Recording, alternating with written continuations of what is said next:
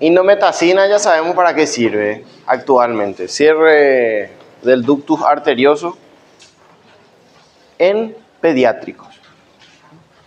Es difícil que un ductus arterioso llegue a la adultez. Se va a complicar eso, ¿sí?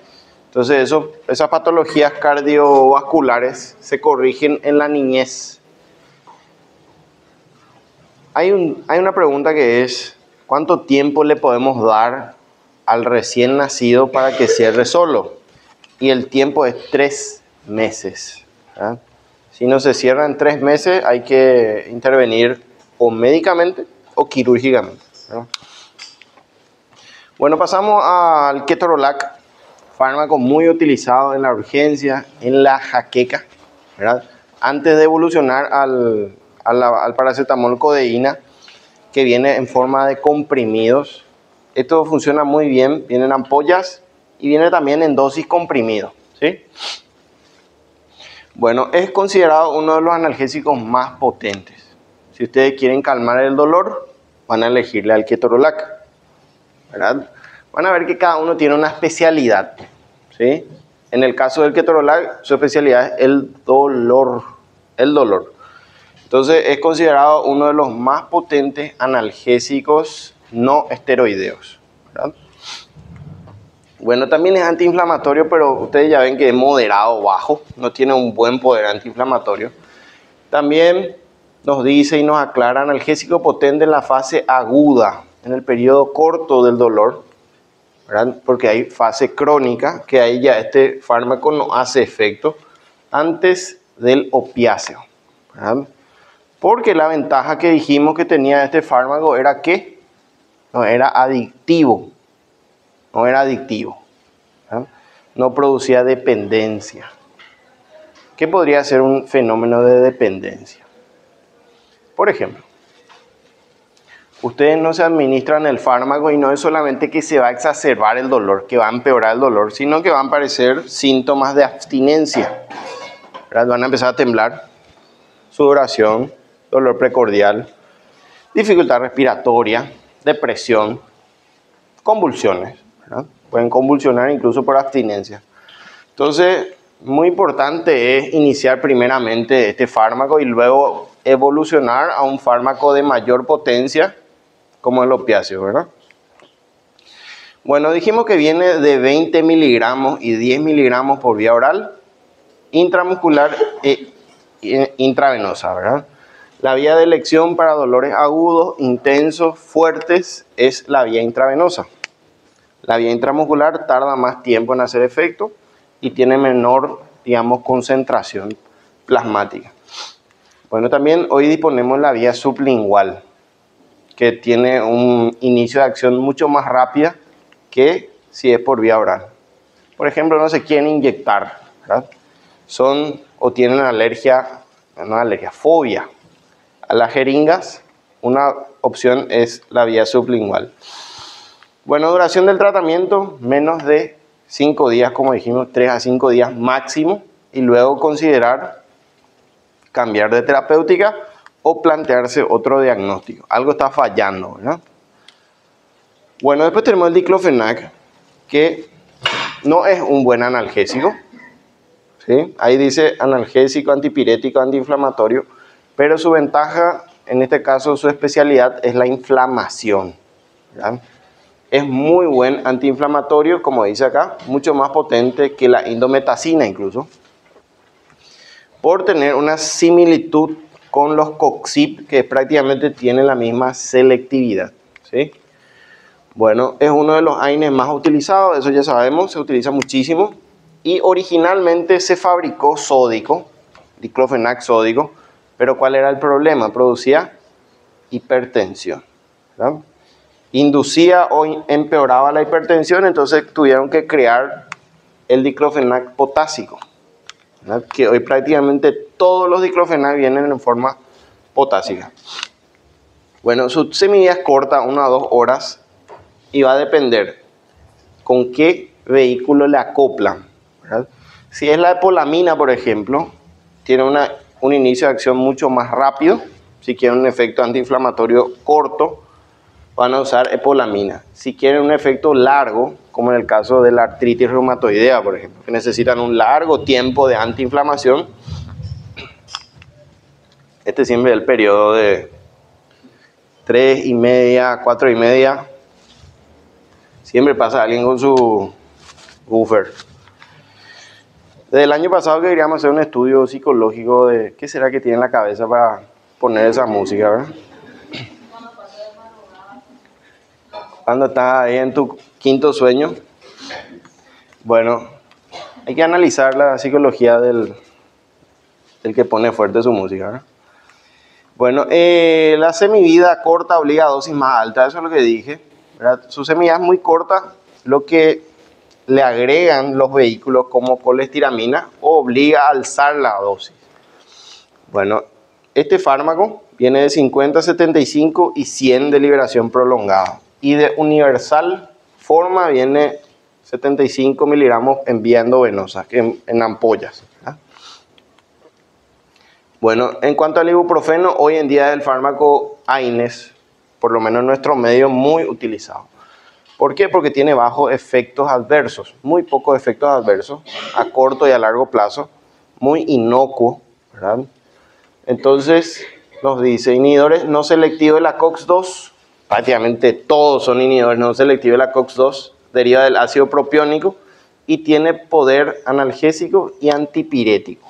Ambos son moderados, ¿verdad?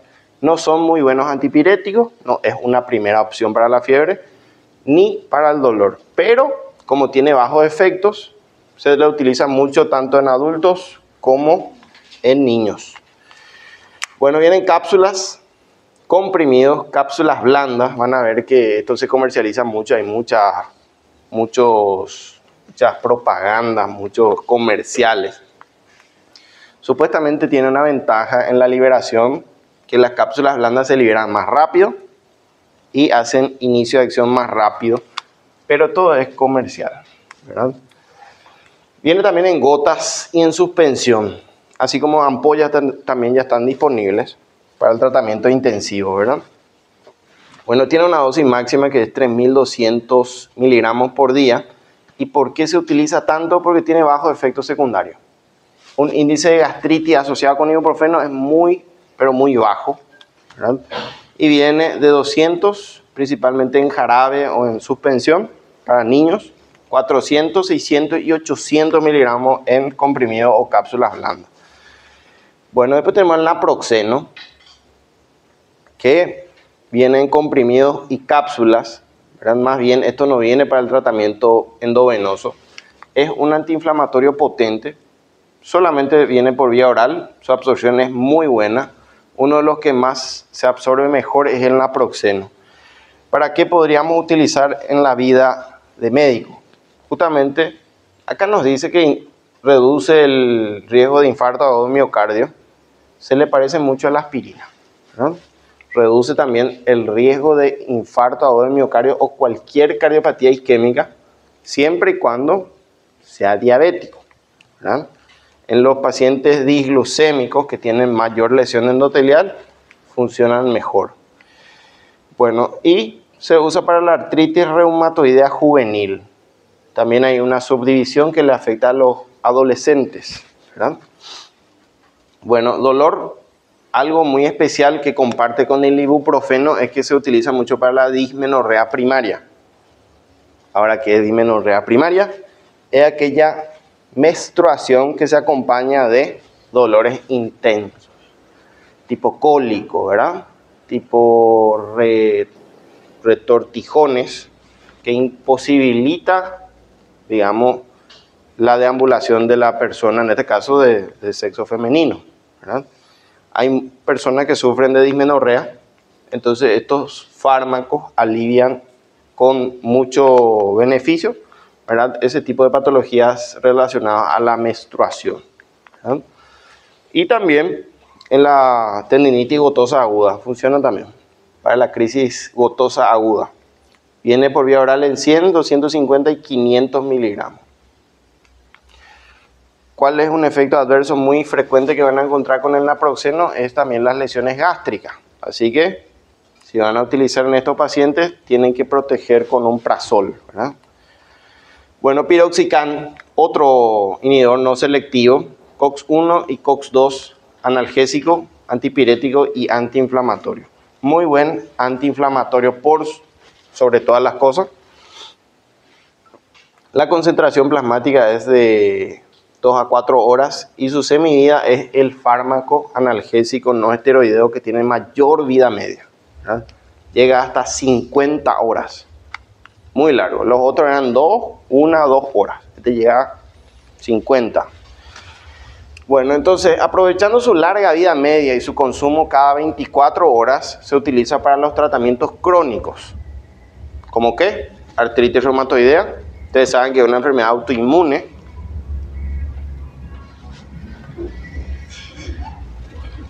¿Qué será que le pasa? ¿Verdad? Habría que hacer una colecta y regalarle unos auriculares, ¿verdad? Una apoyada. Bueno, ese ya va a pasar, ¿verdad? Hacer un recorrido así. Bueno, usamos para patologías crónicas, artrosis también. No se recomienda para el tratamiento agudo porque su concentración tarda tiempo en hacer efecto. O sea, las 24 horas recién vamos a tener un efecto máximo, ¿verdad? Y dosis 20 miligramos cada 24 horas. Larga vida media, mayor intervalo de dosis. Dipirona también viene con el condimento que se llama metamizol. ¿Se recuerdan que se le parecía al metimazol, que es un antitiroideo? Entonces esto después va a dar lugar a confusión. Bueno, droga antipirética por excelencia, ¿verdad? Es el mejor antipirético que van a conseguir. Tiene un efecto similar en analgesia al ketorolac, ¿verdad? Prácticamente son el mismo efecto analgésico. Esa ventaja demostró la Sociedad de Oncología, ¿verdad? Con los pacientes oncológicos, demostraron que la dipirona tenía prácticamente el mismo efecto que el ketorolac como efecto para el dolor, ¿verdad? Recuerden que los oncológicos lastimosamente sufren de mucho dolor en su mayoría de las veces, ¿verdad? Bueno, como les dije, si quieren calmar la fiebre, principalmente en los niños de manera aguda, van a elegirle a la dipirona. Si quieren evitar o hacer un tratamiento profiláctico para la recurrencia de la fiebre, van a elegirle al paracetamol, ¿verdad? Nunca a la aspirina. Bueno, también se usa en adultos, muy buen antipirético, ¿verdad? Uso para el dolor somático y síndromes febriles. Recuerden que los niños convulsionan y puede haber compromiso de vía respiratoria y muerte si no solucionan el proceso febril. Bueno, ¿cuál es lo que yo pago? ¿Cuáles son las consecuencias por el uso prolongado de dipirona? No por el uso agudo. Anemia, leucopenia y trombocitopenia. Finalmente esto se llama pancitopenia, ¿verdad? Produce una depresión de todas las series mieloides, hemoglobina, glóbulos blancos y plaquetas. Pero tras el uso crónico, ¿verdad? Puede llegar a producir una aplasia medular. Por eso el peligro de la dipirona, ¿verdad? Principalmente en los tratamientos largos, 1 a 3 meses. Bueno, y recuerden, nunca olviden que el fenómeno de hipersensibilidad más frecuente relacionado con AINES es el más alergénico de todos. Por lo tanto, no les recomiendo que utilicen esto en un medio no hospitalario. ¿Cuál es la ventaja? El pronóstico se cumplió.